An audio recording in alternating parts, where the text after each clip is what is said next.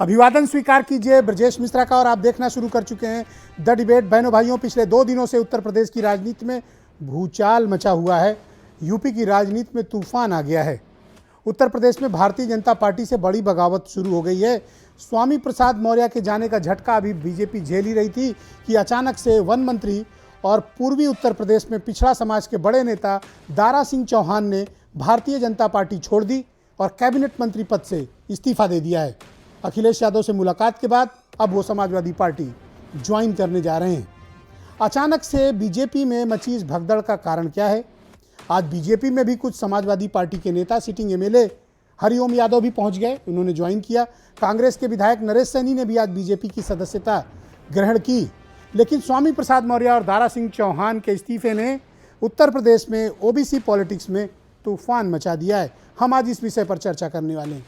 बहनों भाइयों, उत्तर प्रदेश की राजनीति में आपको बता रहा था कि कुछ नए करिश्मे प्रतिदिन लेकर आती है और मैं कहता हूं कि रोजाना अब आप इस बात के लिए तैयार रहिए कि कोई ना कोई धमाके किसी न किसी पार्टी की तरफ से निश्चित तौर पर होंगे, क्योंकि उत्तर प्रदेश में सिर्फ राज्य ही नहीं, पूरे देश भर की राजनीति की साख हर पॉलिटिकल पार्टी की दांव पर है। यह डू एंड डाई की सिचुएशन है, यह करो या मरो की स्थिति है। इसलिए कोई भी पॉलिटिकल पार्टी और कोई भी बड़ा नेता रंच मात्र भी कसर छोड़ना नहीं चाहता है। सबने अपनी प्राण प्रतिष्ठा दांव पर लगा दी है, क्योंकि उत्तर प्रदेश का चुनाव आने वाले वर्षों में उस नेता की और उस पार्टी के लिए एक नई इबारत लिखने वाले हैं। मेरे साथ इस वक्त दारा सिंह चौहान सीधे जुड़ चुके हैं, पूर्व वन मंत्री हो चुके हैं, क्योंकि इन्होंने पद से इस्तीफा दे दिया है।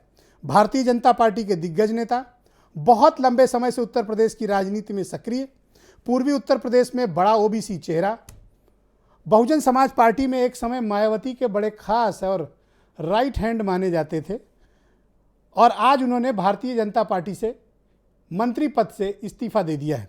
मेरे साथ ओम प्रकाश राजभर भी जुड़े हुए हैं। आज राजभर जी सुनेंगे कि दारा चौहान क्या बोल रहे हैं, फिर मैं राजभर जी से मुखातिब होऊंगा। तो राजभर जी, आपसे अनुरोध है कि आप अपने दारा भाई को सुनिए कि वो आज क्या बोलने वाले हैं। बहुत बहुत शुक्रिया दारा सिंह चौहान जी, आपको भारत समाचार पर जोड़ने के लिए। आपने इस्तीफा क्यों दिया दारा जी? देखिए, आप सभी लोग जानते, पूरा प्रदेश जानता है कि 5 साल पहले जब भारतीय जनता पार्टी की सरकार को बनाने में तमाम वंचित समाज के लोग, पिछड़े समाज के लोग, दलित समाज के लोग, किसान, नौजवान, सारे लोगों ने मिलकर के भारी बहुमत के साथ जो भारतीय जनता पार्टी की सरकार बनाने का काम किया, इस आशा और भरोसे के साथ कि आने वाले दिन में हमें न्याय मिलेगा, हमें इंसाफ मिलेगा। लेकिन आपने देखा कि पिछले 5 साल में देखते देखते कि शायद अब न्याय मिलेगा, अब अधिकार मिलेगा। 5 साल के सरकार के तमाम निर्णय के बावजूद इस गरीब समाज, पिछड़े समाज के प्रति, दलित समाज के पास, वंचित समाज पर कोई न्याय नहीं मिल पाया। आपने देखा कि आज पूरे प्रदेश में जो नौजवान है आज सड़क पे अपने रोजगार के लिए डिग्री लेकर के घूम रहा, कहीं रोजगार नहीं मिल रहा है। टीचर की भर्ती में आपने देखा कि सारे लोग जाड़े, बरसात, गर्मी में सारे लोग सड़क पे बैठे हुए अपने आरक्षण को लेकर के। आज पूरे प्रदेश का जो किसान है, जो हमारा अन्नदाता है जी, जिसे आज जाड़े के दिन में अपने घर में रहना चाहिए, तो छोटे छोटे किसान जो 1 बीघा, 2 बीघा, 10 बीघे वाले हैं, सारे लोग अपने खेत की रखवाली के लिए जानवरों से आज खेत में सो रहे हैं। पर दारा सिंह जी, ये बात आपको 5 साल आप मिनिस्टर रहे, 5 साल में आपने क्या कैबिनेट के भीतर या बीजेपी के किसी फोरम के भीतर आवाज उठाई? क्योंकि ओम प्रकाश राजभर ने तो उठाई थी और पार्टी क्विट कर दी थी। मिश्रा जी, आप जानते हैं कि सारे निर्णय जो है सरकार के एक दिन में, एक कैबिनेट में नहीं होती, आखिरी दिन तक, सरकार के आखिरी दिनों तक सरकार जो है निर्णय लेती रहती है। तो हम लोग तो इस आशा और भरोसे में थे जी, माननीय ओम प्रकाश जी इस बात को पहले भांप गए थे कि शायद इस सरकार में से पिछड़े, गरीब, वंचित, दलित, जो बेबस, लाचार है, कुछ नहीं होने वाला है। शायद हम लोग को भांपने में थोड़ी देर हो गई। हम तो आखिरी क्षण तक इंतजार करते रहे, शायद अब पिछड़ों के हित में कोई फैसला होगा, अब दलित के लिए कुछ फैसला होगा, अब किसान, नौजवान के हित में कोई फैसला लाएगी सरकार, लेकिन नहीं हुआ। इसलिए तब जा जिन करके मसलों हम का आप लोगों ने जिक्र कर रहे हैं क्या दारा मैं भाई, व्यक्ति उन मसलों को कभी आपने कैबिनेट में या बीजेपी के भीतर उनके सीनियर लीडर्स के साथ डिस्कस किया था? देखिए, बहुत सारे मैं जिम्मेदारी के साथ कहना चाहता हूं कि सरकार के फोरम पे और संगठन के फोरम पर मैं दोनों स्तर पर यहाँ से लेकर दिल्ली तक मैंने प्रयास किया कि इस गरीब, मैंने कहा कि इस प्रदेश, देश का सबसे बड़ा प्रदेश जो उत्तर प्रदेश है, जहाँ सबसे बड़ी आबादी जो पिछड़ों की है, आधे से ज़्यादा आबादी जहाँ पिछड़ों की है, उनके साथ नाइंसाफ़ी हो रही है, उनके साथ न्याय नहीं मिल रहा है। आज उनके रोजगार, जो नौजवान है रोजगार के लिए सड़क पे है, वैसे रोजगार के लिए चाहे अगड़ा हो, पिछड़ा हो, दलित हो, हर समाज के लोग लाचार थे, आज सड़कों पे घूम रहे हैं, उन्हें कोई रोजगार नहीं मिल रहा है। आज किसान चाहे किसी जाति धर्म मजहब से ताल्लुक रखने वाले लोग हैं, आज अपने खेत की रखवाली के लिए, जानवर से बचाने के लिए, जाड़े के दिन में मजदूर हैं, खेत में सोने के लिए है। तो ऐसे तमाम लोग हैं तो जिनको आपने न्याय कभी नहीं जब मिल पाया। लीडरशिप से ये बात कही तो वो आपकी बात सुनते थे या इम्प्लीमेंट नहीं करते थे या नकार देते थे अब या आपकी सुनी नहीं जाती थी? अब बहुत, देखिए, अगर सुनी गई होती तो शायद आज ये नौबत नहीं होती, क्योंकि लोगों ने बड़ी शिद्दत के साथ इस प्रदेश में, आपने देखा कितना बड़ा पिछड़ा समाज पूरे शिद्दत के साथ इस प्रदेश के विकास के लिए, इस प्रदेश में भारतीय जनता पार्टी की सरकार को बनाने के लिए सारे लोगों ने एक साथ, लोगों ने कुछ भी नहीं देखा लेफ्ट राइट, केवल भारतीय जनता पार्टी की सरकार बनेगी तो शायद हमारे साथ न्याय होगा, हमारे अधिकारों की रक्षा होगी, हमारा सम्मान बढ़ेगा। लेकिन 5 साल की सरकार में शायद ये न हो पाने के नाते ही अंत में आहत होकर के हमने निर्णय लिया कि जिस सरकार में हमारे मंत्री रहते हुए हमारे पिछड़े समाज के, दलित समाज के, वंचित समाज के, चाहे किसान हो, नौजवान हो, जब आप व्यापारी भारतीय जनता न्याय पार्टी नहीं में मिल शामिल पाएगा। हुए थे 2017 में, उस वक्त आपने अमित शाह की मौजूदगी में ज्वाइन भी किया था, आपकी क्या बात हुई थी? क्या आपको वो सम्मान बीजेपी में नहीं मिला? देखिए, यह बात तो मैंने एक बार नहीं, कई बार मैंने प्रयास किया कि बड़े स्तर पे इस बात को रखा जाए कि जहां आज गरीब है, मैं तो कहता हूं भारतीय जनता पार्टी के कार्यकर्ता भी है जिनको सुनी नहीं जाती है, वो भी बहुत दुखी बेचारे हैं, और पिछड़े समाज की तो पूरी तरीके से उपेक्षा ही कर दी गई, दलित समाज की पूछ नहीं रही, और इसी कारण से आज तमाम जो गरीब है, नौजवान है, किसान है, चाहे दलित हो, पिछड़े, व्यापारी हो, सारे लोग दुखी होकर के आज भारतीय जनता पार्टी की सरकार से दुखी अच्छा, है। आप मुझे ये बताओ, वो कौन सा ऐसा क्षण था जब दारा सिंह चौहान को लगा कि अब इनफ, अब बीजेपी छोड़ देना चाहिए? वो कौन सा ऐसा क्षण था? देखिए, मुझे जो आज हमने निर्णय लिया है, जब फोरम पर उठाने की बात थी तो शायद मैंने उस डेट को याद इसलिए नहीं किया कि कल मुझे क्या करना है, लेकिन मैंने हमेशा व्यवहारिक मंच पे, जिम्मेदार मंच पे, हमने हमेशा पिछड़ों की लड़ाई हमने छात्र जीवन से लड़ी है, और हमेशा जिस दल में मैं रहा, हमेशा दलित पिछड़ों की बेहतरी और विकास के लिए, उनकी भलाई के लिए, उनकी रक्षा, सुरक्षा, अधिकारों, आरक्षण, आज पूरे देख रहे हैं कि आरक्षण का क्या हल हो रहा है। आज जो हमारे जो नौजवान हैं, अच्छा, आपके मित्र और deputy chief minister Keshav Prasad Maurya ने एक ट्वीट किया है और आपसे कहा है कि दारा सिंह चौहान मेरे भाई हैं और अपने फैसले पर पुनर्विचार करें। क्या आप केशव मौर्य के आग्रह को स्वीकार करेंगे? देखिए, माननीय केशव प्रसाद मौर्य जी जिम्मेदार नेता हैं, जिम्मेदार पद पे हैं, उन्होंने क्या ट्वीट किया मैं उस पर बात नहीं करना चाहता, लेकिन इतना मैं जरूर कहता हूँ, शायद ही कोई नेता हो जिस मंच पे, जिनके सामने मैंने इन सारी चीज़ों को, जो समस्या आपके सामने बता रहा हूँ, मैं चर्चा न किया हूँ, शायद ये बात सुन ली गई होती, शायद ये नौबत न आती।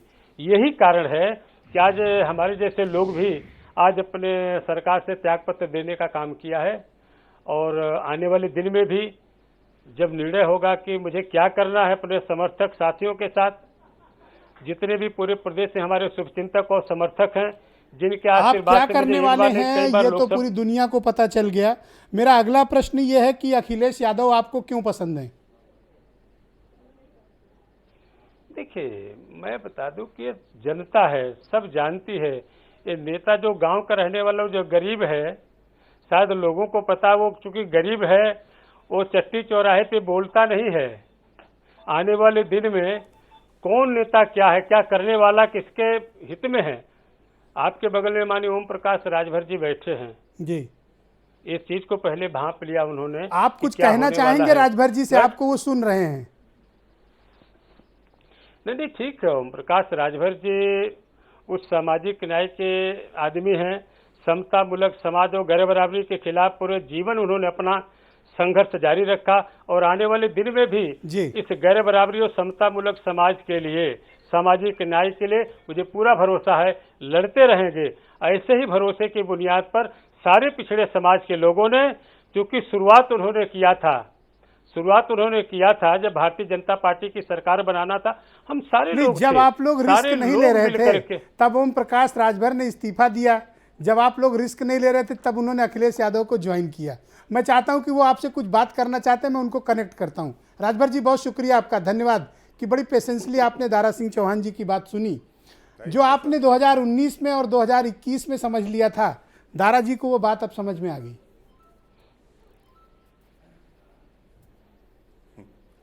देखिए, ये बात मैं जब मिनिस्टर था तब भी माननीय दारा सिंह चौहान जी हों, चाहे माननीय स्वामी प्रसाद मौर्य जी हों, चाहे जो भी पिछड़े समाज के वहाँ नेता थे, मैं सबके यहाँ ये बात कहता था और सभी लोग इस बात को स्वीकार भी करते थे। ऐसा नहीं था, लोग स्वीकार करते थे। तो ये लोग हमसे कहते थे कि चला जाए दिल्ली अमित शाह जी के सामने रखा जाए। हम कहे हम वहाँ रख के भी थक गए हैं, वहाँ कुछ नहीं होना है। तो कहा हम लोग देख लें। तो हम के भाई आप लोग देख लो, हम तो चले अपना बोरिया बिस्तर लेके। तो हम तो वहाँ से जब देख लिया कि पिछड़ों की यहाँ उपेक्षा हो रही है, वंचितों की उपेक्षा हो रही है, दलितों की उपेक्षा हो रही है, अल्पसंख्यक की उपेक्षा हो रही है और ब्राह्मणों की उपेक्षा हो रही है और खुलेआम ये सरकार ठाकुरशाही सरकार हो चल रही है, तो मैंने वहाँ से चल दिया। इस्तीफा दे करके हम तो लौट आए।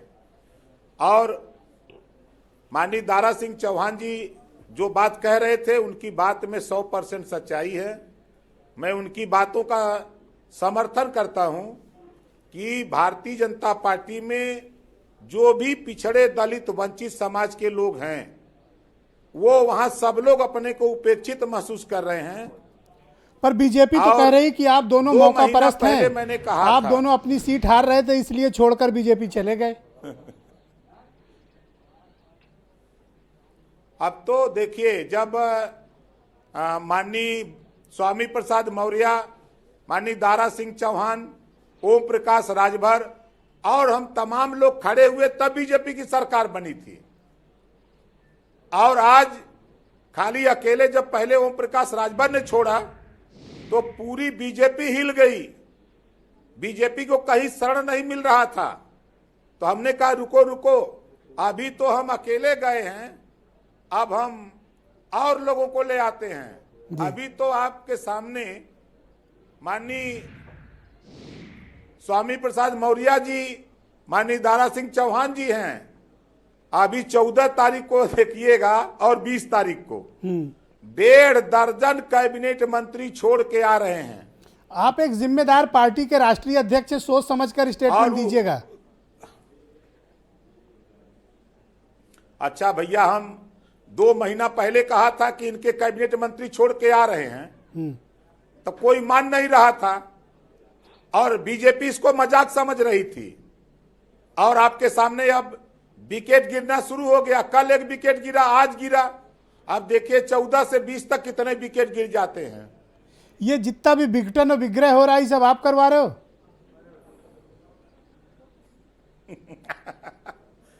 देखिए, ये खेल ओम प्रकाश राजभर 3 साल पहले ही बता दिया था कि 2022 में भारतीय जनता पार्टी को सत्ता से बेदखल करूंगा और माननीय अखिलेश यादव को मुख्यमंत्री बनाऊंगा। तो लोग समझते थे कि ऐसा नहीं हो सकता जी, क्योंकि जब भारतीय जनता पार्टी ने जातिवार जनगणना कराने से भाग गई वादा करके, घरेलू बिजली का बिल माफ करने से भाग गई, जब सामाजिक न्याय समिति की रिपोर्ट लागू करने से भाग गई, गरीबों का इलाज फ्री में करने से भाग गई, एक समान अनिवार्य और फ्री शिक्षा लागू करने से भाग गई, तो उसी दिन मैंने कह दिया कि 3 साल और सत्ता में रह लो, 3 साल के बाद सत्ता से बेदखल करके आपको पता है कि कल स्वामी प्रसाद मौर्य ने इस्तीफा दिया और आज उनके खिलाफ अरेस्ट वारंट जारी हो गया है। अरे अभी ईडी भी चलेगा, ईडी सीबीआई चलेगा, लेकिन ये शेर डरने वाले नहीं हैं। ये शोले फिल्म में गब्बर सिंह ने बोला है, जो डर गया वो मर गया। तो ये डरने वाले लोग नहीं हैं। दारा सिंह चौहान जी, आपको पता है कि स्वामी प्रसाद मौर्य जी के खिलाफ अरेस्ट वारंट जारी हो गया है? मुझे भी समाचार के माध्यम से मुझे पता चला। हाँ। और किस मुकदमे में, ये तो न्यायपालिका का मामला है जी, इस पे सारी चीजें माननीय मौर्य जी करेंगे ही कि किस तरीके से न्यायपालिका में अपने लिए हम थोड़ा दबाव महसूस कर रहे हैं आप, इस पर आप पर भी कोई एक्शन हो सकता है जी? आप दबाव महसूस कर रहे हैं, आप पर भी कोई एक्शन हो सकता है? देखिए सर, जेल छात्र राजनीति से लेकर अब तक मुझे कई बार ऐसे मुकदमों में मैं रहा हूँ। ठीक है, जनता है, कोर्ट है, सब जानती है, जो सही होगा, न्याय होगा, उस न्यायप्रिय लोगों के लिए उनके हित में फैसला होगा। क्या बीजेपी नेताओं ने आपको मनाने की कोशिश नहीं की, या मनाने की कोशिश की? आप 48 घंटे से गायब थे, अंडरग्राउंड थे, आज प्रकट हुए हैं। देखिए, ये बहुत सारी चीजें हैं जो मैं कहा ना कि क्यों इतना बड़ा जो मैंडेट मिले था भारतीय जनता पार्टी की सरकार बनाने में जी, सारे प्रदेश के सारे पिछड़े समाज के लोग, सारे दलित समाज के लोग, मैं तो कहता हूँ, मैं तो चाहे नौजवान हो, किसान हो, और मैं जिस सीट से जीता हूँ, शायद पहली बार इतिहास में भारतीय जनता पार्टी वह सीट जीती है। और मैं कहता हूँ अकलियत के लोग भी जो बीजेपी से थोड़ा दूर रहते हैं, आप कह रहे हैं कि पिछड़ों को सम्मान नहीं दिया। केशव मौर्य को डिप्टी चीफ मिनिस्टर बनाया, स्वतंत्र देव सिंह पटेल पार्टी के अध्यक्ष हैं। जी जी, ये सरकार का निर्णय है, मुख्यमंत्री का निर्णय है। ओम प्रकाश राजभर जी, आपके दावों में कितना दम है जब आप ये देखते हैं कि डिप्टी चीफ मिनिस्टर पिछड़ा समाज से, बीजेपी के प्रदेश अध्यक्ष पिछड़ा समाज से, और आप फिर भी ये माहौल बना रहे हैं कि पिछड़ों का विरोध हो, पिछड़ों के साथ ज्यादती हो रही, कैसे माने? पिछड़े समाज के डिप्टी सीएम जब मीटिंग होगी तो उनको स्टूल पर बैठाया जाएगा, केशव मौर्य को, और भारतीय जनता पार्टी के नेता सोफा पर बैठेंगे, स्वतंत्र देव पटेल को फाइबर की कुर्सी पर बैठाएंगे, और भारतीय जनता पार्टी के नेता सोफा पर बैठेंगे। यही पिछड़ों का सम्मान है। 1700 थाने हैं, उसमें हिस्सेदारी पिछड़े दलित को नहीं मिलेगी। 826 ब्लॉक है, उसमें हिस्सेदारी नहीं मिलेगी।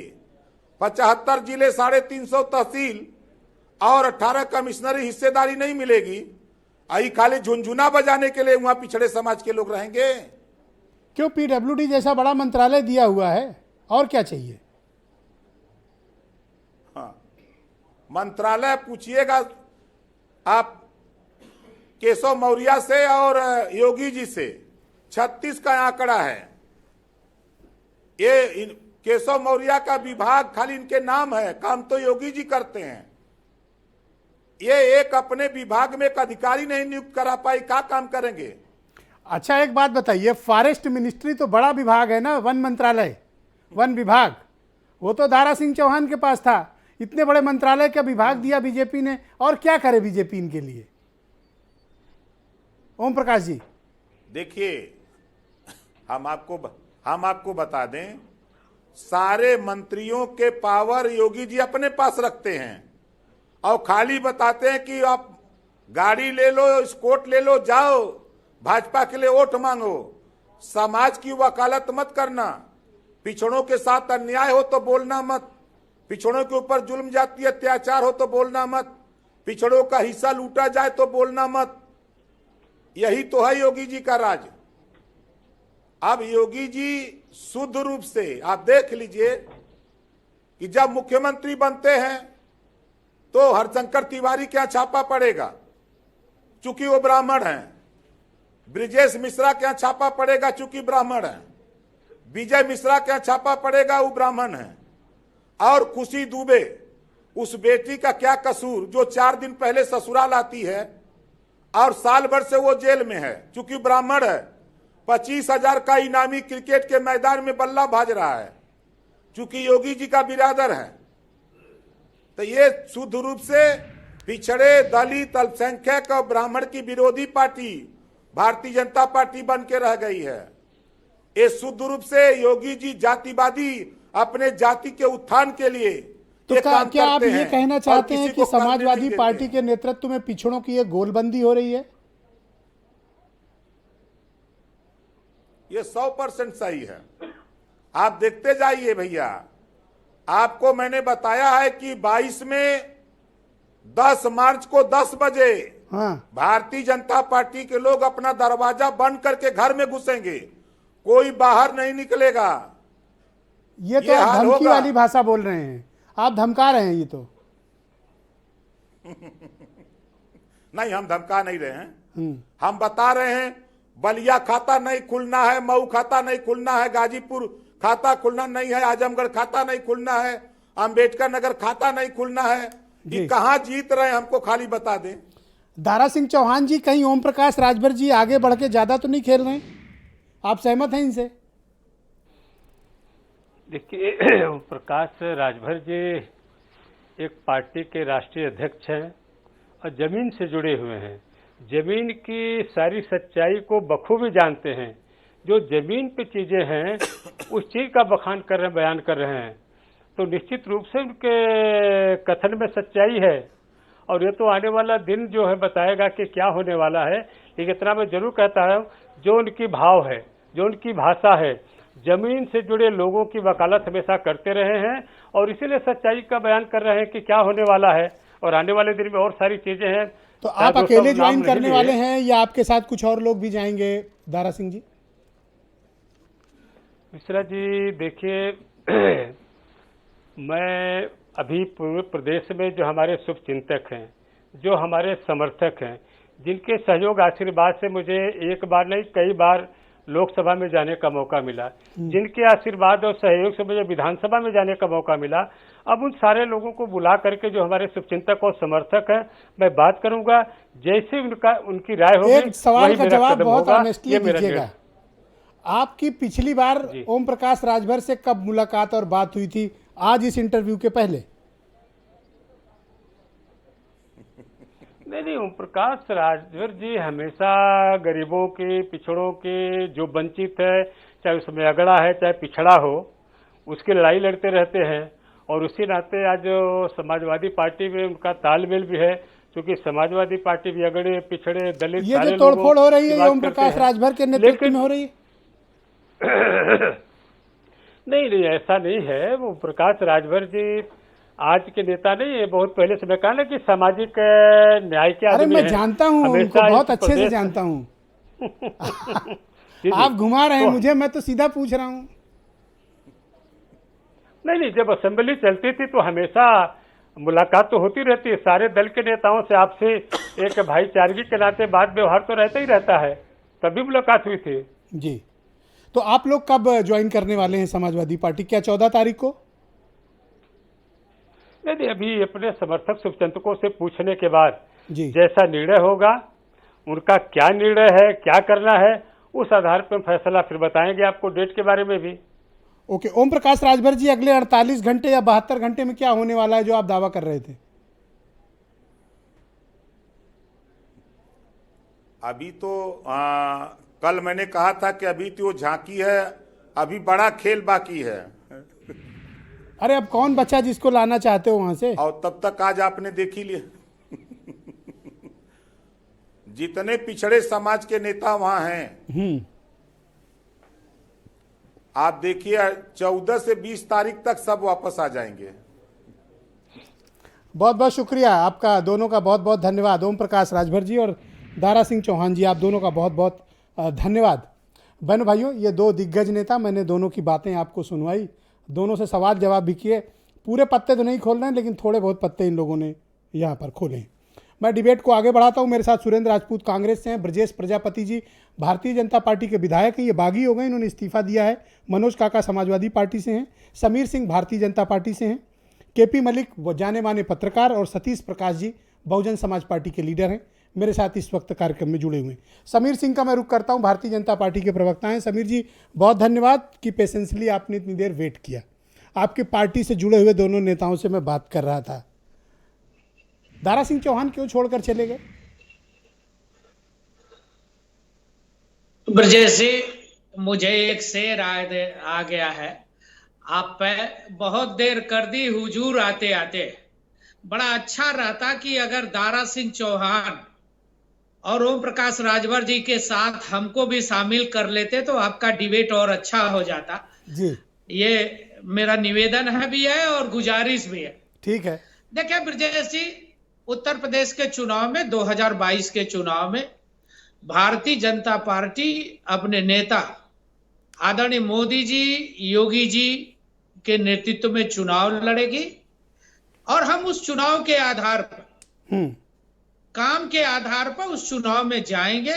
जो हमने उत्तर प्रदेश के विकास की दिशा को बढ़ाया है, उत्तर प्रदेश की तरक्की को बढ़ाया है, उत्तर प्रदेश के अंदर नौजवानों को रोजगार दिया है, उत्तर प्रदेश की कानून व्यवस्था को सुदृढ़ किया है, उत्तर प्रदेश के अंदर इंफ्रास्ट्रक्चर को डेवलप किया है, उत्तर प्रदेश के अंदर हमने गुंडा और माफियाओं को जेल के शिक्षे के पीछे भेजा है।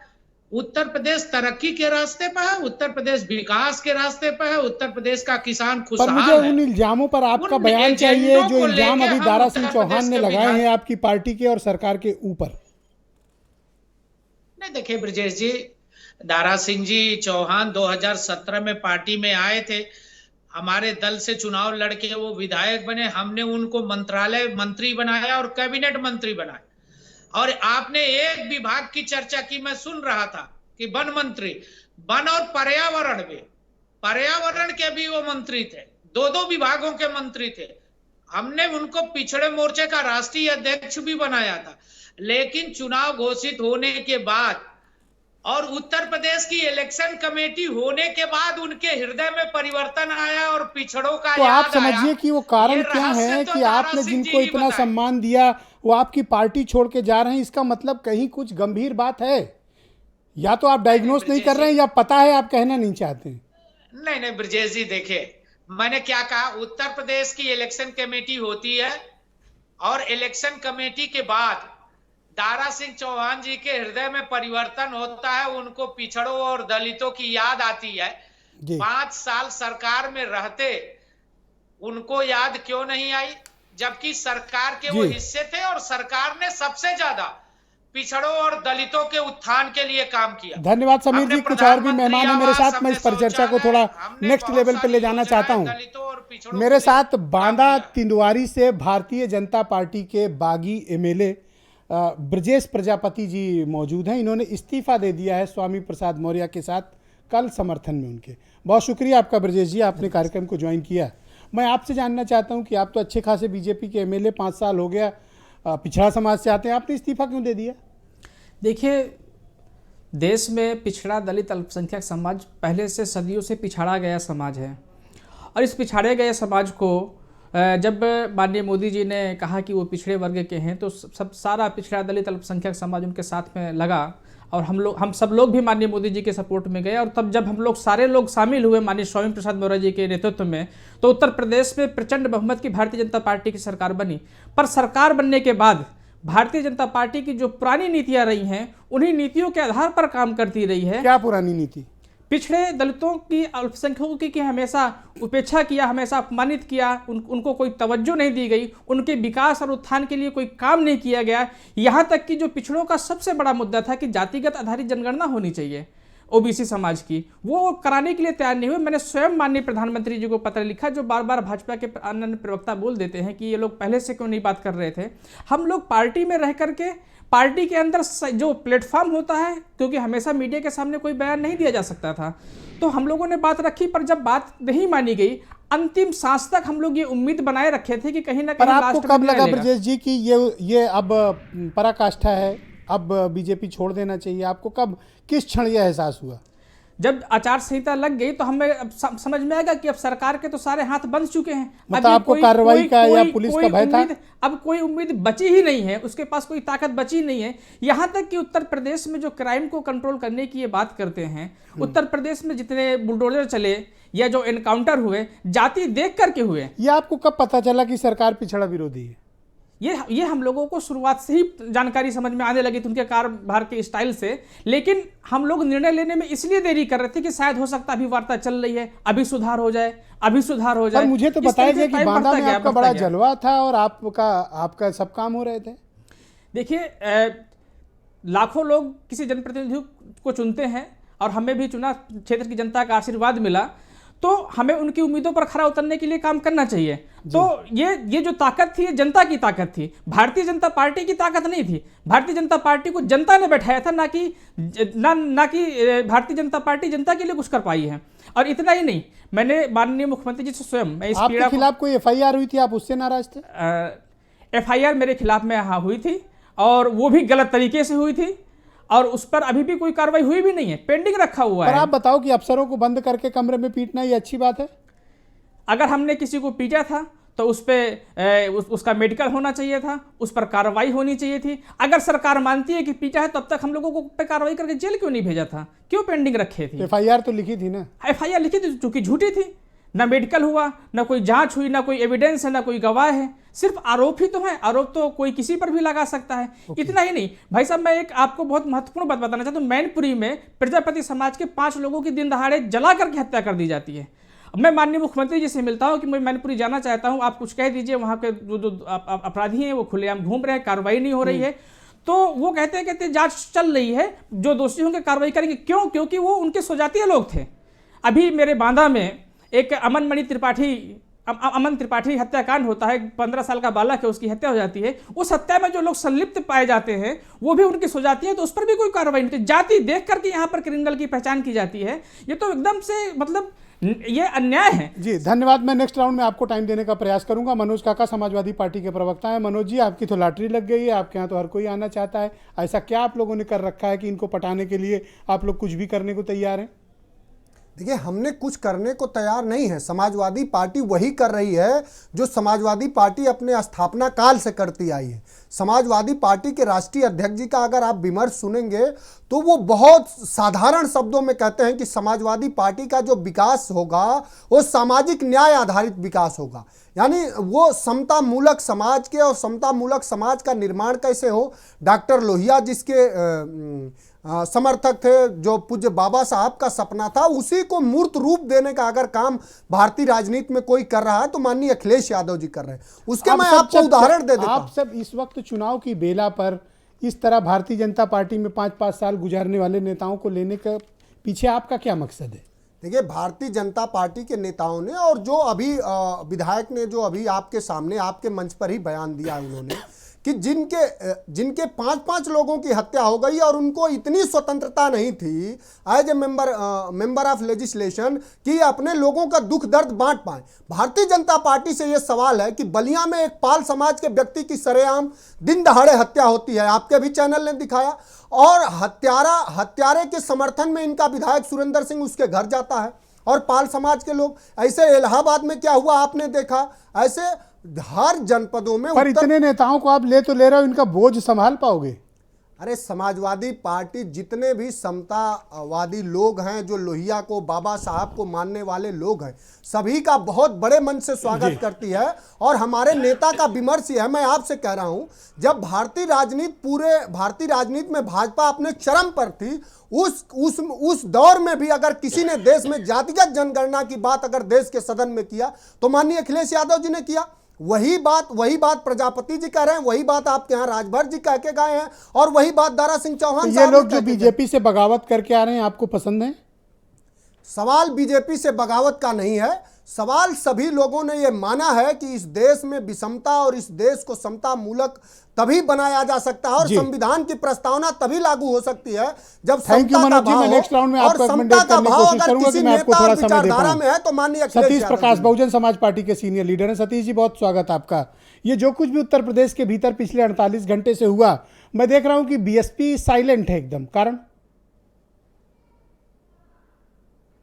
नहीं देखिए ब्रजेश जी, ये सच है कि उत्तर प्रदेश की बीजेपी के राजनीतिक हाजमा बड़ा खराब है। और अभी आपकी इस डिबेट में तमाम जो ओबीसी के लीडर्स हैं, तमाम जो विधायक हैं, वो कहीं ना कहीं एक बंधक के रूप में काम कर रहे थे। ये एक सवाल है। लेकिन एक सवाल मैं यहाँ ये भी पूछूंगा कि जिस पार्टी के अंदर स्वघोषित सबसे बड़े पिछड़े वर्ग के व्यक्ति अगर देश के प्रधानमंत्री हैं और वो उत्तर प्रदेश के जनप्रतिनिधि भी हैं, अगर उनके रहते हुए अगर ओबीसी समाज के साथ इतनी जातियां हो रही थी, तो कहीं ना कहीं उन्होंने क्या बात करने का मौका मिला या नहीं मिला? देखिए, मुझे ऐसा लगता है कि उत्तर प्रदेश की योगी जो सरकार है, जो उत्तर प्रदेश की बीजेपी की सरकार है, वो कहीं ना कहीं आने वाले समय में ऐसा नजर आता है कि वहां योगी जी की जाति के विधायक ही रह जाएंगे, बाकी तमाम लोग छोड़ करके बीजेपी सरकार को जाने वाले हैं। भाई कोई बीजेपी छोड़ रहा है, समाजवादी पार्टी में जा रहा है, आप क्यों ढोल बजा रहे हैं, चीयर अप कर रहे हैं? नहीं, सुनिए, अरे देखिए, अभी जो तमाम लीडर्स छोड़ करके जा रहे हैं, आपके जो दो मंत्री, तीन मंत्री जो छोड़ के जा रहे हैं, मेरे मंत्री नहीं है, उत्तर प्रदेश सरकार के हैं। और जब इन्होंने बीजेपी, सुनिए, नहीं, आपके नहीं, मैं आपके नहीं कह रहा हूं सर। देखिए, यही मंत्रियों की भाषा सुनिए, यही पिछड़े वर्ग के लोग कल उस वक्त जब बीजेपी में शामिल हो रहे थे, तो ये कह रहे थे कि चूंकि सपा के ऊपर ये आरोप लगा रहे थे कि सपा एक ऐसी पार्टी है कि जो एक ही जाति का ध्यान रखती है, तमाम पिछड़ों का जो हक है वो एक जाति के ऊपर देती है, हमको इससे कोई फर्क नहीं पड़ता। मैं एक बात जरूर कहूंगा, मुझे एक बड़ी खुशी हुई आपकी डिबेट में शामिल होकर के कि देखिए, मान्यवर काशीराम जी की जो सामाजिक न्याय की पाठशाला में पढ़ा हुआ कोई भी व्यक्ति, हाँ ये बात तो है, अगर ये इन सब का डीएनए में बीएसपी ही है। सुनिए, देखिए सर, कोई व्यक्ति किसी दल में जाता है, इससे हमें कोई दिक्कत नहीं, ये मैं मानता हूं। देखिए, बहुजन समाज पार्टी एक राजनीतिक दल के साथ साथ इनकी ट्रेनिंग बीएसपी में ही हुई है। हमको सत्ता परिवर्तन से ज्यादा व्यवस्था परिवर्तन की तरफ जाना है। मैं आपके मित्र सुरेंद्र राजपूत जी को आमंत्रित करता हूं, लोग कांग्रेस के प्रवक्ता हैं। धन्यवाद आपका सतीश जी, बहुत शुक्रिया सतीश जी, धन्यवाद। सुरेंद्र जी, भारतीय जनता पार्टी के भीतर ये मची बगावत का मुख्य कारण क्या है और आपको क्यों लगता है कि इसका बेनिफिशियरी समाजवादी पार्टी है, बाकी अपोजिशन को कुछ नहीं मिल रहा है इसमें, इस बगावत में फायदा? देखिए ब्रजेश भाई, दो चीज़ें बड़ी साफ हैं। नंबर एक बहुत स्पष्ट है कि पिछले 5 सालों से स्पष्ट हो गया कि भय का शासन था यहाँ पर, और यहाँ पर कहीं ना कहीं आतताइयों का शासन था। यहाँ पर राम राज्य नहीं था, रावण राज्य की परिकल्पना में लोग जी रहे थे, लोग डर से जी रहे थे। जैसे ही मॉडल कोड ऑफ कंडक्ट लगा, कैसी भगदड़ मची जनता, इससे आपको अंदाजा लग जाएगा कि जनता कितनी परेशान थी, चाहे वो कोरोना काल हो, चाहे वो महंगाई की मार हो, चाहे वो जो आपके मित्र पत्रकार हैं पुलिस द्वारा उनको परेशान किया गया, एफआईआर की गई हो, चाहे वो हाथरस की बेटी हो और चाहे वो लखीमपुर की बेटी हो जिसकी साड़ी खींची गई। हाथरस की बेटी को तो जला के मार दिया गया, जिले जिले में बलात्कार हुए, थार की मार से किसान मरे। और आप इस चीज को देखिए कि पूरी इनकी अपनी पार्टी की जमात, इनकी अपनी पार्टी के बड़े नेता आदरणीय योगी जी को छोड़ करके सबके सब, इवन केशव मौर्य भी बेचारे हो गए हैं। अभी स्वामी प्रसाद मौर्य जी का एक इंटरव्यू सुन रहा था, उन्होंने कहा भाई कोई बेचारा किसी का क्या सहारा बनेगा, वो खुद ही स्टूल पे बैठने वाले उप मुख्यमंत्री हैं। तो इनकी पूरी की पूरी पार्टी में सारे के सारे बेचारे जो हैं वो कहीं ना कहीं जैसे ही मॉडल कोड ऑफ कंडक्ट लगा वो स्वतंत्र महसूस करने लगे। और वो पर बीजेपी का कहना है कि ये लोग अपॉर्चुनिस्ट हैं, मौका परस्त हैं और मजे लेके निकल गए। समीर भाई एक सेकंड रुकिएगा प्लीज जी। देखिए फिर वो ये विषय उनका है, मैं नहीं जानता, लेकिन एक चीज तो मैं बड़ी स्पष्ट है कि भारतीय जनता पार्टी का शासन चाहे केंद्र का हो चाहे राज्य का हो, आतताइयों का शासन है, इस चीज पर कोई दो राय नहीं। इनके यहां बोलने की आजादी नहीं है जी। जैसे मैं आपको बताऊं 2012 में भी अगर आपको याद होगा ब्रजेश भाई, हम और आप बहस करते थे, उस ड्यूरेशन में भी यही बात आई थी कि अगर बोल के लब आजाद हैं तेरे, उस पर ही वो सारा चुनाव हुआ था। ये आप मायावती जी के लिए कह रहे हैं? मैं उस शासन के लिए कह रहा हूं, मैं किसी नाम लेके कहिए ना। हाँ बिल्कुल, उस वक्त शासन मायावती जी का था। उसी तरीके उससे भी कहीं 100 गुना ज्यादा खराब शासन चुप रहने वाला वो योगी आदित्यनाथ जी ने कर दिया। तो यहाँ पर शुक्रिया, आज थोड़ा सा कम समय दे पा रहा हूं आपको, इसलिए सबसे क्षमा चाहता हूं। मैं केपी मलिक साहब का रुख करूंगा, बहुत ही जाने माने वरिष्ठ पत्रकार है और इनको पहले से पता था कि बीजेपी में कुछ बड़ी तोड़फोड़ होने वाली है। तो ये बताइए मलिक साहब, ये कैसे पता था आपको कि ये सब मंत्री लोग जाने वाला है? देखिए ब्रजेश जी, अगर आप देखें जिस प्रकार से हम दिल्ली में रामविलास पासवान जी को राजनीतिक मौसम विज्ञानी कहते थे और जिसमें उनका लड़का फेल हो गया, तो यहाँ पे मैं सबसे बड़े राजनीतिक मौसम विज्ञानी राजभर जी को मानता हूँ। आज भी उन्होंने, आपने भी उनसे पूछा कि अगले 48 घंटे में क्या होगा ये बताइए, 24 घंटे में क्या होगा, आप भी उन्हीं से पूछे, क्योंकि वो भविष्य वक्त आजकल बन गए हैं। तो देखिए ये उनके बाद जो अगर आप देखेंगे, चाहे राजभर जी हों चाहे स्वामी प्रसाद मौर्य जी हों, ये मौसम विज्ञानी हैं और ये जान चुके हैं कि भारतीय जनता पार्टी तकलीफ में आ चुकी है। भले ही ये दुनिया भर की चीज़ें बताते रहे कि वहाँ पे सम्मान नहीं हुआ पिछड़ों का, बाकी बड़ी दिक्कतें थी, योगी जी सुनते नहीं थे, अब ये इनको याद आ गया है। देखिए ये देखना होगा ब्रजेश जी आपको कि अगर इनको तमाम दिक्कतें थी, क्या कभी आप मीडिया के सामने आए, क्या पार्टी में आपने चीज़ें उठाई क्या? तो ये चीज़ें जो है, ये मेरा मानना ये है कि ये जान चुके हैं कि भारतीय जनता पार्टी जो है वो तकलीफ में आ चुकी है, हमें नई जगह जाना होगा।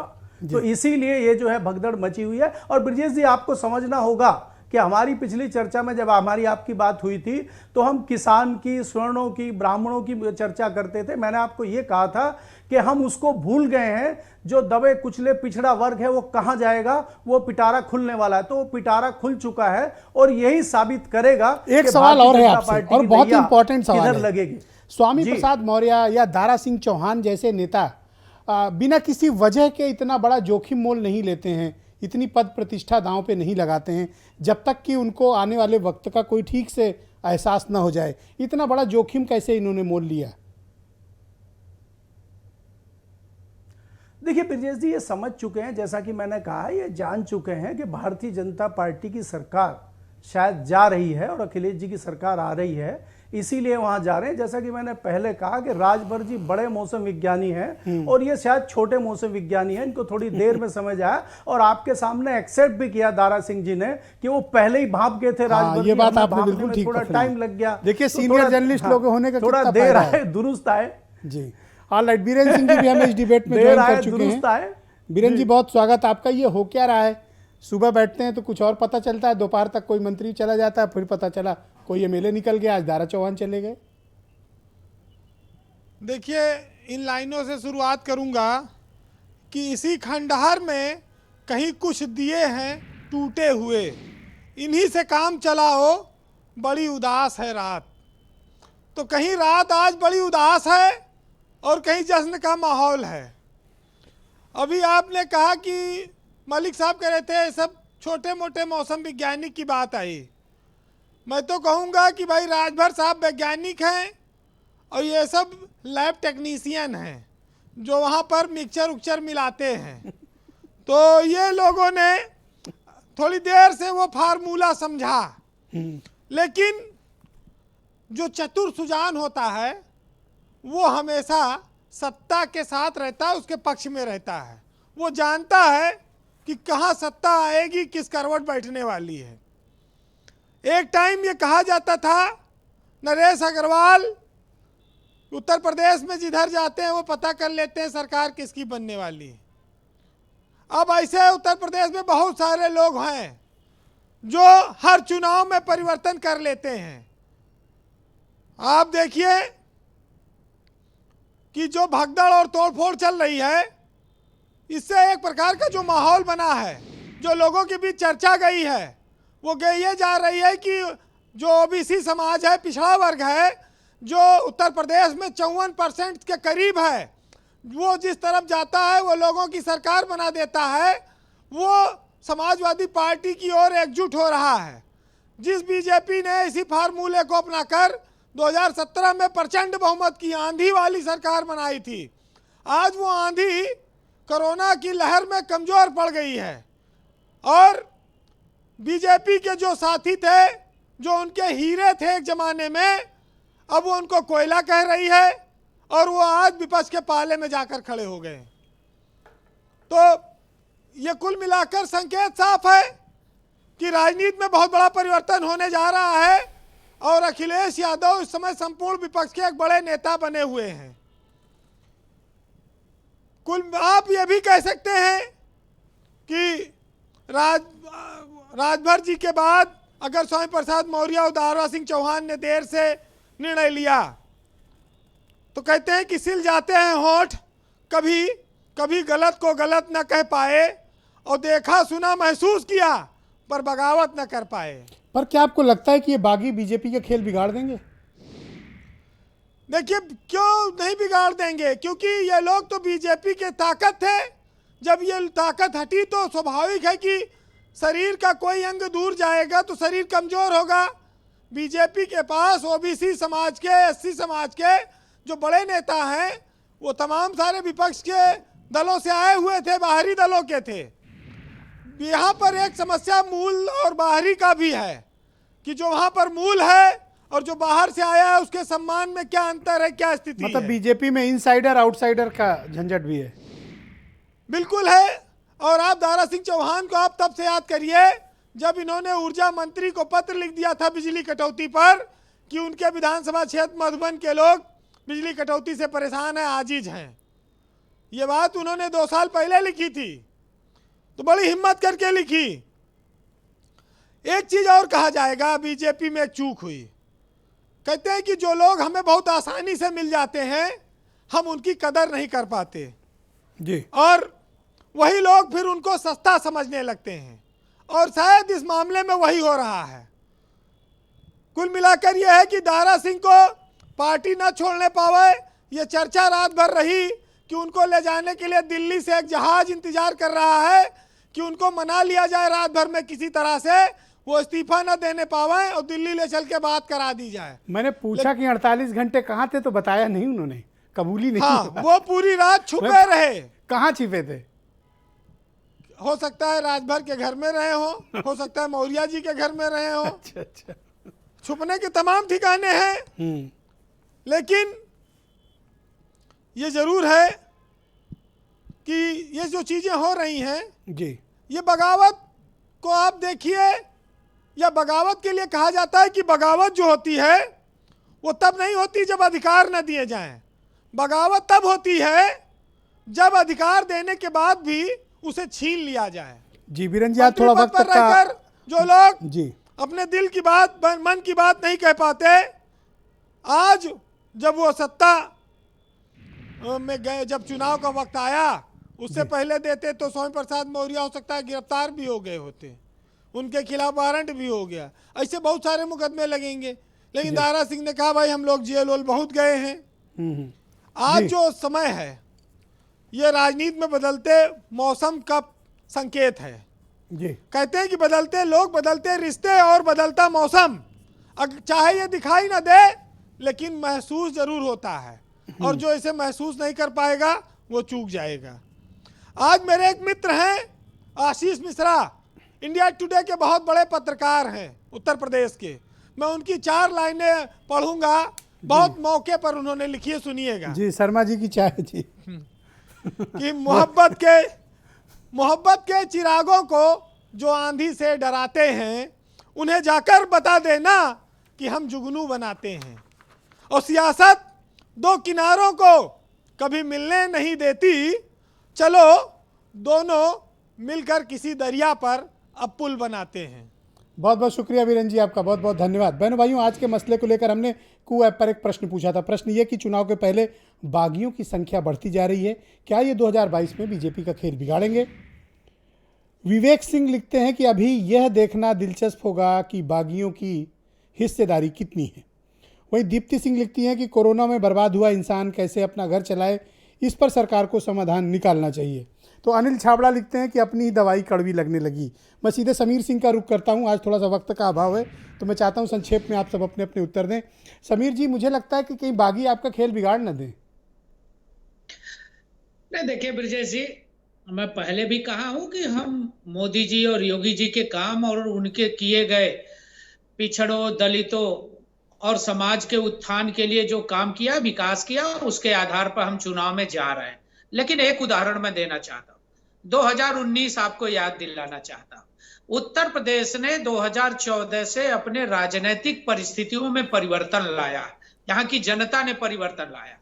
आप देखिए, मोदी जी के प्रधानमंत्री बनने के बाद 2017 में विधानसभा का चुनाव हुआ, रिजल्ट कैसा आया?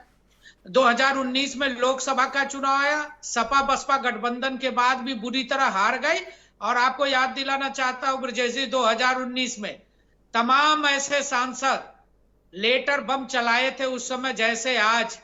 मैंने कहा था कि आपने हमको शामिल नहीं किया, नहीं तो मेरा भी कुछ प्रश्न था, मैं पूछता। वो जो लोगों ने लेटर लिखा था उनका क्या हासिल हुआ? आज पर समीर सिंह जी, आपकी पार्टी के मिनिस्टर्स, आपकी पार्टी के बैठे हुए विधायक इस वक्त लाइव आपके साथ मौजूद हैं, ब्रजेश प्रजापति जी, उन्होंने गंभीर इल्जाम लगाए हैं। आप उनका जवाब देने के बजाय आप मामले को कहीं और डाइवर्ट करते हैं, उनको स्पेसिफिक जवाब दीजिए। वो देखिए ब्रजेश जी, ऐसे प्रश्नों का, ऐसे लोगों का कोई जवाब नहीं है। मनगढ़ंत कहानियों का, मनगढ़ंत बातों कैसे का लोगों कोई को आप जवाब नहीं होता। देना चाहते हैं? देखिए, इनमें क्या कमी है? मैं जवाब दे रहा हूं, मैं तो कह रहा हूं 2019 में जिन लोगों ने चिट्ठी बम फोड़ा था वो कहां है आज राजनीति में? ओके। देखिए, उत्तर प्रदेश विकास के साथ है, उत्तर प्रदेश तरक्की के साथ है, उत्तर प्रदेश गरीबों के शौचालय के साथ है, उत्तर प्रदेश गरीबों के थैंक यू समीर भाई, आवास के शुक्रिया साथ है, ब्रजेश उत्तर प्रजापति प्रदेश जी, कानून के थैंक यू। साथ है, उत्तर प्रदेश बिजली के साथ है, मैं समझ गया आपकी उत्तर बात, प्रदेश नोटेड। रोजगार के साथ। अब मैं चाहता हूं कि थोड़ा ब्रजेश प्रजापति की बात आप सुन लो please. Uttar Pradesh thank you. जाति में नहीं बंटने वाला, उत्तर थैंक प्रदेश यू। संप्रदाय में नहीं बंटने वाला, उत्तर प्रदेश तरक्की के थैंक साथ यू। जाएगा और ओके। मोदी और योगी जी के साथ जाएगा। ब्रजेश प्रजापति जी, आपने सुना समीर सिंह कह रहे हैं कि ऐसे लोगों को वो जवाब नहीं देते हैं। आप कैसे लोग हैं? अब ये भारतीय जनता पार्टी के लोग अच्छे से जानते हैं कि हम लोग कैसे लोग हैं। कैसे लोग हैं? अगर हम लोग ऐसे लोग थे तो 2017 में, 2016 में हम लोगों को पार्टी में क्यों लिया? हम लोगों को पार्टी में ज्वाइन क्यों किया? हम लोगों को टिकट क्यों दिया? हम लोगों को चुनाव आप क्यों कैसे लड़ाया? लोग हो? हम भारतीय जनता पार्टी में ऐसे लोग रहे हैं जो आने के बाद में भारतीय जनता पार्टी की प्रचंड बहुमत की सरकार बनाया है। और माननीय स्वामी प्रसाद मौर्य जी का ये इतिहास है ये कैसे ये कह रहे हैं कि ऐसे लोगों से क्या बात करें? जब जिस दल से उन्होंने इस्तीफा दिया, जिस दल को उन्होंने छोड़ा, ये इतिहास बताता है समीर जी क्या हाल प्लीज, होता है। समीर जी ब्रजेश को बोलने दीजिए। समाज पार्टी का समीर जी देख प्लीज, सकते हैं। ब्रजेश प्रजापति को बोलने स्वामी दें। मौर्य जी के छोड़ने के बाद में बहुजन समाज पार्टी धरातल पर चली गई है। और ये हम दावे से कह रहे हैं कि आज जो जिस तरीके से दलितों पिछड़ों के नेता माननीय स्वामी प्रसाद मौर्य जी, माननीय दारा सिंह चौहान जी जैसे तमाम लोग जो भारतीय जनता पार्टी छोड़ करके आ रहे हैं, उनको छोड़ने के बाद में भारतीय जनता पार्टी जमीन पर कई फीट नीचे धसी हुई नजर आएगी। भारतीय जनता पार्टी का खात्मा होना तय है। कोई भी ताकत भारतीय जनता पार्टी को जितना। एक सेकंड समीर जी, मैं पूछ लेता हूं ना, एक सेकंड समीर जी, आप रुक जाओ, मैं बीच में इंटरव्यू करता हूं। ब्रजेश प्रजापति, एक सेकंड ब्रजेश जी, ये कह रहे हैं माटी कला बोर्ड बनाया और क्या कर दें? माटी कला बोर्ड ये भारतीय जनता पार्टी की देन नहीं है। माटी कला बोर्ड को किसी अपने खुद की काबिलियत के दम पर माननीय मुख्यमंत्री जी को मैंने स्वयं कई बार वार्ता करने के बाद उनको सहमत किया। क्योंकि मेरी ये परवरिश थी कि माटी कला बोर्ड का उत्तर प्रदेश में गठन हो, तो मेरे अनुरोध पर माननीय मुख्यमंत्री जी ने बनाया। मैं माननीय मुख्यमंत्री धन्यवाद भी देता हूँ इसके लिए। इन्होंने ऐसा क्यों कहा ब्रजेश जी? एक सेकंड रुकिएगा, एक सेकंड समीर जी रुक जाइए। ब्रजेश प्रजापति जी एक सेकंड रुकिए, समीर जी रुक जाइए प्लीज। इन्होंने कहा ऐसे लोगों से क्या बात करें, इसका क्या तात्पर्य आपने निकाला? देखिए, ये लोग, ऐसे लोग से क्या मतलब है? अब चूंकि जिसकी जैसी सोच होती है वैसा वो जवाब देता है। छोटी सोच, छोटी बात, ये छोटे सोच के लोग हैं, ये झूठे लोग हैं, गुमराह करने वाले लोग हैं। ऐसे लोगों को हम लोग, क्योंकि हम लोग सम्मानजनक शब्दों का इस्तेमाल करते हैं, अपमानजनक शब्दों का इस्तेमाल इनके लिए नहीं करना चाहते हैं। ये हम लोगों की शिष्टाचार नहीं कहलाता है। हम लोग संविधान को मानने वाले लोग हैं, संवैधानिक दायरे में रहकर के बात करना चाहते हैं। पर भारतीय जनता पार्टी के लोग, अगर जो लोग इनका विरोध करें, जो लोग सच का साथ दें, जो लोग संविधान की बात करें, उनकी नजर में, इन भारतीय जनता पार्टी के नेताओं की नजर में ऐसे लोग, वो लोग कहते हैं संविधान की बात कर रहे हो तो आप देशद्रोही हो, आप आतंकवादी हो, आप जिन्ना के समर्थक, आप ये वो दुनिया भर की बातें करते हैं, उसको धार्मिक रूप देते हैं, आपस में समाज को लड़ाने की बात करते हैं। ये इन लोगों की चाल इस बार इस 2022 के चुनाव में जनता गुमराह होने वाली नहीं है। उत्तर प्रदेश की जनता ने मन बना लिया है कि उत्तर प्रदेश से भारतीय जनता पार्टी को उखाड़ के फेंक देना है और ये वापस जहां से आए तो वहीं चले जाएंगे। 14 साल बनवास। आप बीजेपी के विधायक होकर बीजेपी को ही कोस रहे हो ब्रजेश जी? बिल्कुल भाई साहब, 14 साल बनवास काटने के बाद, हम लोगों के जाने के बाद में ये लोग सत्ता में आए हैं और हम लोगों के वापस जाते ही ये पुनः उसी बनवास को जाने वाले हैं। ये बात मुझे, ये आप बीजेपी के विधायक हो की बात कर? आप मोदी जी से बड़े नेता हो क्या? बताओ। आप मोदी जी से बड़े बोलो नेता हो क्या? माननीय मोदी जी को पूरे देश ने नेता माना। पर माननीय मोदी जी ने देश के नागरिकों के साथ धोखा किया। उन्होंने कौन सा ऐसा काम किया जो देश के नागरिकों के हित में था? बेरोजगारी लगातार बढ़ती जा रही है, महंगाई लगातार बढ़ती जा रही है, क्राइम लगातार बढ़ता जा रहा है। 15 लाख कहे तो वो कहाँ है? ओबीसी की जाति का आधारित जनगणना करानी थी, उसका वादा किया था, वो कहाँ पूरा किया? तो वो झूठ के ऊपर झूठ बोलते जा रहे हैं। माननीय मोदी जी को लोगों ने अपना नेता माना था किसी जमाने में, आज माननीय मोदी जी को देश की जनता नेता मानने को तैयार नहीं है। अब वो जान चुके हैं कि ये लोग छलावा करते हैं, झूठ बोलते हैं। अब वो लोग भारतीय जनता पार्टी को उत्तर प्रदेश में उखाड़ please please please please Bharatiya Janata party की सरकार में मिला। ऑल राइट, बहुत बहुत धन्यवाद, बहुत बहुत धन्यवाद। बाकी मेहमानों से मैं क्षमा चाहता हूं क्योंकि इस राउंड में मेरे पास समय बचा नहीं, इन दोनों के झंझट में ही समय चला गया। तो मैं आप सबसे क्षमा चाहता हूं कि अगली डिबेट में आपको मैं अतिरिक्त समय देकर कंपनसेट करने की कोशिश करूंगा। बहनों भाइयों, आप सबका ही बहुत बहुत शुक्रिया, धन्यवाद इस कार्यक्रम को देखने के लिए। नमस्कार।